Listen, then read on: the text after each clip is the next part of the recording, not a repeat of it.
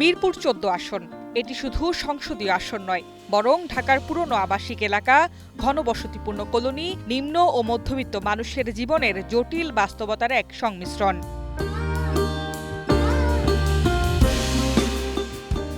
এই আসন থেকে প্রার্থী হয়েছেন ইঞ্জিনিয়ার সানজিদা ইসলাম তুলি। ইঞ্জিনিয়ার হলেও রাজনীতিতে তার সাহস আর দৃঢ়তা যেন সবকিছুই ছাড়িয়ে গেছে। ভোটার আর কর্মী সমর্থকদের কাছে হয়েছেন এক আস্থার প্রতীক। সাধারণ জনগণই তাকে বেছে নিয়েছে। ইনশাল্লাহ আগামী 12ই ফেব্রুয়ারি যে ত্রয়োদশ নির্বাচন হতে যাচ্ছে, সেই নির্বাচনে তাকেই বিপুল ভোটে জয় করবে।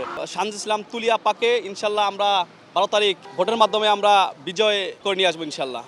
সকাল থেকে ভোররাত মিরপুর থেকে সাভারের কাউন্দিয়া, কখনো বস্তি আবার কখনো আবাসিক এলাকা, সর্বত্রই চলছে তার নির্বাচনী প্রচারণা। কিশোর গ্যাং, মাদক ও নিরাপত্তা ইস্যুতে কাজ করার প্রতিশ্রুতি তার।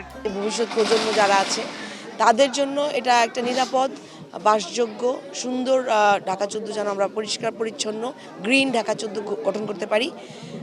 সেটার জন্য বিভিন্ন উন্নয়নমূলক কাজের পাশাপাশি শিক্ষা ব্যবস্থা, স্বাস্থ্যসেবা এগুলোকে উন্নত করা, পাশাপাশি স্ট্রাকচারাল যে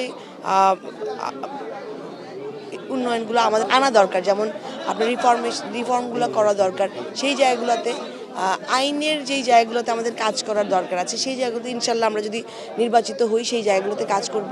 পাশাপাশি আরেকটি আসন ঢাকা 16, যেখানে ভোটের মাঠের হাড্ডাহাড্ডি লড়াইয়ে আছেন বিএনপির আরেক প্রার্থী আমিনুল হক। প্রতিদিন সকাল থেকে সন্ধ্যা এলাকার বয়োজ্যেষ্ঠ থেকে শুরু করে তরুণ প্রজন্ম সবাই যুক্ত হয় তার নির্বাচনী প্রচারণায়।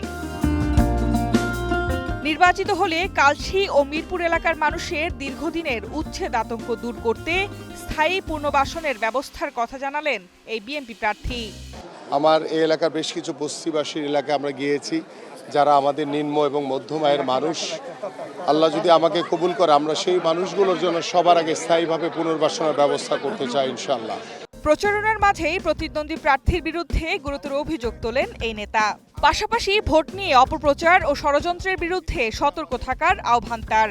আমাদের প্রত্যেকটি এলাকাতেই তারা ঘরে ঘরে গিয়ে বিকাশ নাম্বার নিচ্ছে, তারা এনআইডি নাম্বার নিচ্ছে।